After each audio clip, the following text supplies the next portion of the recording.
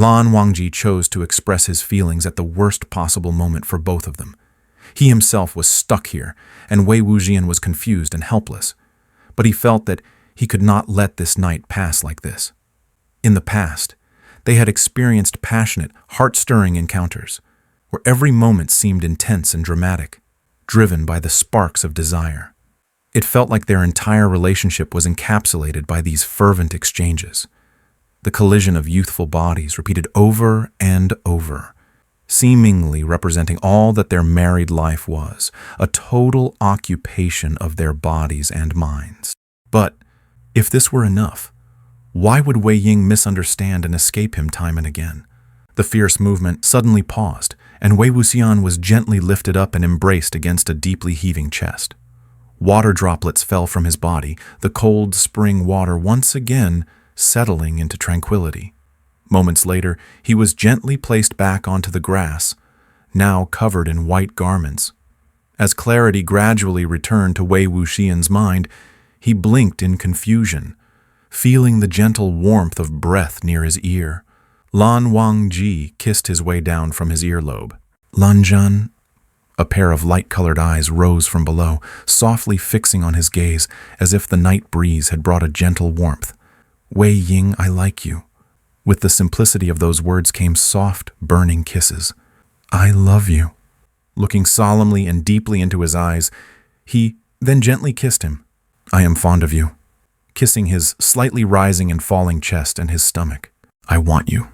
In the softness of Lan Wangji's palm, Wei Wuxian's eyes slowly widened. Each serious action of Lan Wangji fell into his eyes, onto his body, and deeply struck his heart. It's not because of orders from elders, matchmakers' words, some so-called destiny, or the duties of married couple. Everything I do is just because I like you.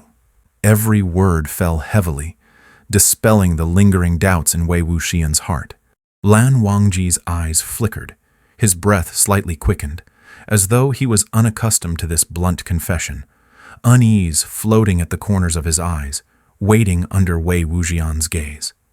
Wei Ying, The next moment, Wei Wuxian threw himself onto Lan Wangji's chest, tightly hugging him.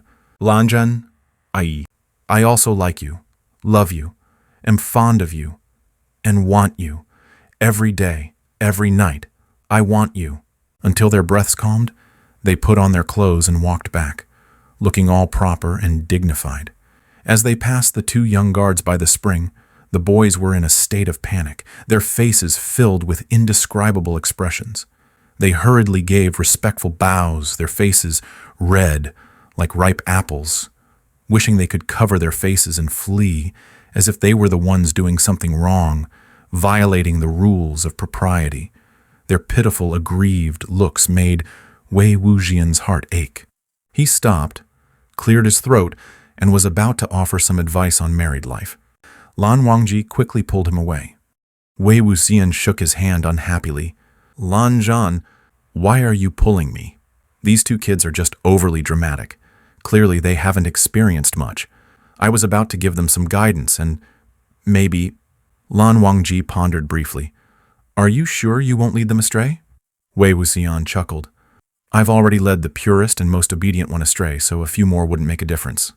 Lan Wangji lowered his eyes and remained silent. Wei Wuxian couldn't help but scratched him. What? Are you feeling shy again? Looks like my teaching is still insufficient. Lan Wangji glanced at him lightly. Since you've led me astray, you must take responsibility every night from now on. Wei Wuxian nodded without thinking. Yes, of course. What? After the incident with the cold spring, their married life finally regained some normalcy. Wei Wuxian tried to suppress his ever-ready enthusiasm, refraining from spontaneously dragging Lan Wangji into wild escapades in the wilderness. Now, they carried out their affairs properly within the house. However, it wasn't long before a new problem emerged. His once immaculate and composed little celestial, the unperturbed little old-fashioned, the scholarly stickler who always adhered to the teachings of their ancestors and the proper marital conduct, suddenly went missing. Karma hit him fast. Not only did Wei Wuxian have to take responsibility for Lan Wangji every night, but during the day, he also had to be careful not to unseal his restraint. Unfortunately, perhaps due to Wei Wuxian's frequent tampering, the seal gained some awareness, occasionally unsealing itself. One day, having few lessons and with clan duties cleared, the two had a rare moment of leisure, enjoying a quiet time in the silence room. Lan Wangji opened a volume of Buddhist scriptures beside him, a piece of old manuscript lightly fluttering down, a verse written one day in the library. The state of mind was serene, free from worldly cares, imbued with a cold and quiet sense of Zen, a rare masterpiece. Just as he was about to tidy it up, he noticed an inconspicuous stain at the corner, ruining the rare aesthetic. Lan Wangji was slightly stunned, recognizing it as evidence of a past indiscretion. The stain was a fingerprint, left when he hastily grabbed a piece of rice paper to clean his body in a moment of chaos. The semi-transparent residue left a faint mark on the manuscript, barely noticeable unless closely examined. Given his previous meticulous nature, even a speck of ink was bothersome, let alone such an unclean thing.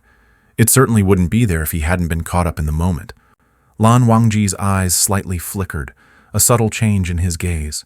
If you wish to experience the full, unedited storyline, please click the link below. Feel easy to click the link to watch the full uncut version. It's free.